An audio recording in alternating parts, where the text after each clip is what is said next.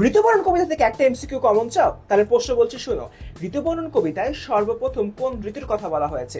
দ্রুত কমেন্টে অ্যান্সার দাও। আর এই ফাঁকে আমি এই কবিতা থেকে মূল ভাব নিয়ে আলোচনা করব এবং এই কবিতা থেকে কিভাবে সিকিউ আসতে পারে সেটা নিয়ে আলাপ আলোচনা করব। তাহলে চলো শুরু করি।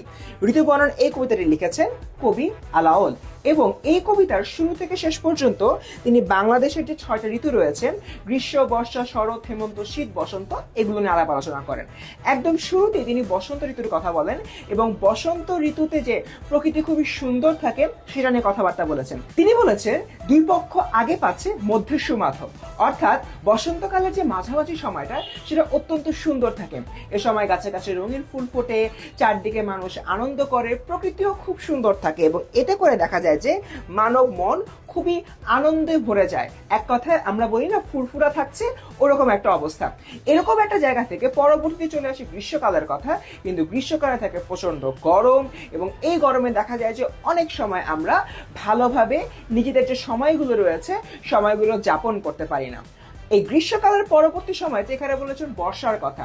বর্ষার কথা বলতে গিয়ে তিনি বলেছেন চারদিকে প্রচুর বৃষ্টিপাত হয় এবং বৃষ্টির সময় ব্যাঙ ডাকে এবং এই ব্যাঙের আওয়াজ যখন শোনা যায় তখন বোঝা যায় যে প্রকৃতিতে আসলে বর্ষা চলে আসছে এবং এক একটা ঋতুর এক এক রকমের বৈচিত্র্য আমরা এখানে দেখতে পাই।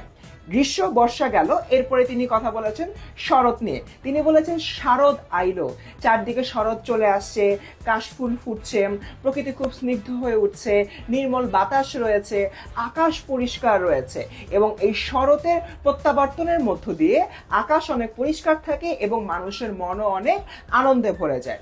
শরতের পরে আসে হেমন্ত। হেমন্ততে আমরা ধান কাটি এবং এর পাশাপাশি হেমন্ত যখন আগমন করে তখন আসলে শীতেরও আবির্ভাব শুরু হয়ে যায়। কিন্তু যখন শীত চলে আসে তখন দেখা যায় যে এক ধরনের আমাদের মধ্যে যুবথুবু ভাব রয়েছে।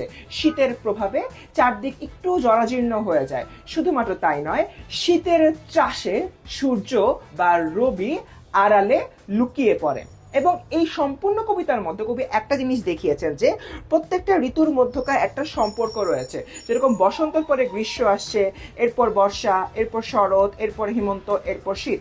প্রত্যেকটা ঋতুর মধ্যে এক একটা সম্পর্ক রয়েছে এবং এই সম্পর্কের উপরে ভিত্তি করে প্রকৃতিতে বেশ কিছু পরিবর্তন আমরা দেখতে পাই। তো স্টুডেন্ট, এটাই ছিল আমাদের ঋতুবর্ণন কবিতাটি।